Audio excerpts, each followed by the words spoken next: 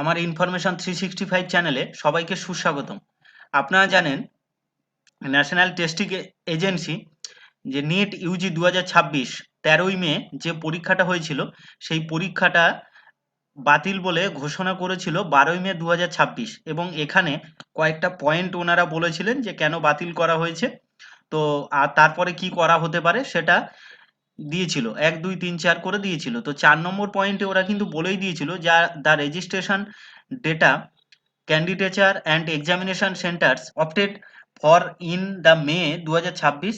তো এই যে 4 নম্বর পয়েন্টে ওরা কিন্তু বলেই দিয়েছে, এখানে দেখো যে কোনো রকম ফিস বাড়ানো হবে না বা কোনো রকম ফিস দিতে হবে না ক্যান্ডিডেটকে, এবং তারা শুধু রি এক্সামের জন্য এক্সাম সেন্টার এবং প্রেজেন্ট অ্যাড্রেসটা এডিট করবে। যদি তাদের প্রেজেন্ট অ্যাড্রেস এডিট করার থাকে এবং এক্সাম সেন্টার যদি চেঞ্জ করার থাকে তাহলে সেক্ষেত্রে তারা শুধু সেটাই করবে। এর জন্য কোনো ফি বা অ্যাডিশনাল কোনো এক্সামিনেশন চার্জও দিতে হবে না। এবং প্রত্যেকটা ক্যান্ডিডেটকে তাদের যে 3রা মে যে পরীক্ষাটা হয়েছিল সেই পরীক্ষাটা দেওয়ার জন্য যে ফি পেমেন্ট করেছিল, তো সেই ফিটা প্রত্যেকটা ক্যান্ডিডেটকে তারা ফেরত দেবে বলেছিল। তো সেই কথা মতন 22শে মে 2026, তো 22শে মে 2026 এর আগে প্রেজেন্ট অ্যাড্রেস এবং এক্সাম সিটি এডিটের একটা অপশান দিয়েছিল, যেটা 21শে মে যেটা ক্লোজ হয়ে গেছে, এবং 22 তারিখ থেকেই এই যে ক্যান্ডিডেটদের টাকা ফেরতের যে নোটিশটা সেটা রিলিজ করেছে, এবং এটা 22 তারিখ থেকে শুরু হয়ে গেছে এবং এটা 27শে মে রাত 12টা পর্যন্ত, 11টা 50 পর্যন্ত এটা এই টাকা ফেরতের ফর্মুলাটা এটা চলবে। তো প্রসেসটা চলবে আর কি। তো এই প্রসেসের মধ্যে কি করতে হবে না, ক্যান্ডিডেটকে প্রথমে তাদের যে ইউজার আইডি বা অ্যাপ্লিকেশন নাম্বার দিয়ে এবং পাসওয়ার্ড দিয়ে প্রথমে লগ ইন করতে হবে। লগ ইন করার পর ওখানে রিফান্ডের একটা অপশান আসবে, সেই রিফান্ডের অপশানে ক্লিক করে তারপর ব্যাংকের যাবতীয় নথিটা দিতে হবে। এটা সমস্ত রকমের ক্যান্ডিডেট কিন্তু এটা পাবে, এই ফি রিফান্ডটা পাবে, ফেরত পাবে।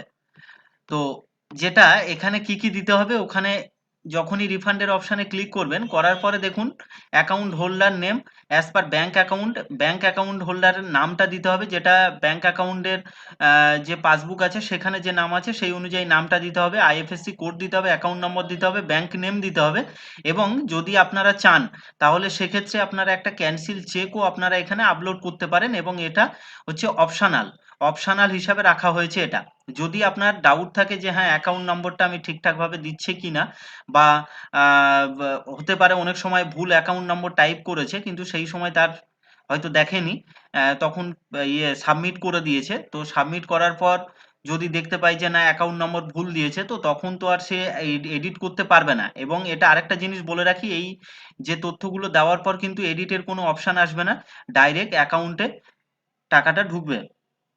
তো সেজন্য কিন্তু আপনারা চাইলে এটা ক্যান্সেল চেকটা আপনারা কিন্তু আপলোড করে রাখতে পারেন, এটা যদিও অপশনাল হিসাবে ধরে রাখা হয়েছে।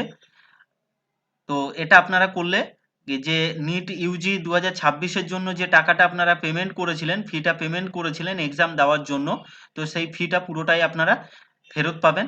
আজকে ভিডিওটা এই পর্যন্ত। ভালো লাগলে আমার চ্যানেলটা অবশ্যই লাইক শেয়ার এবং কমেন্ট করুন, এবং পাশের বেল আইকনটা ক্লিক করে রাখুন যাতে আমি এইরকম ভিডিও ছাড়ার সাথে সাথে আপনার নোটিফিকেশন পেতে পারেন।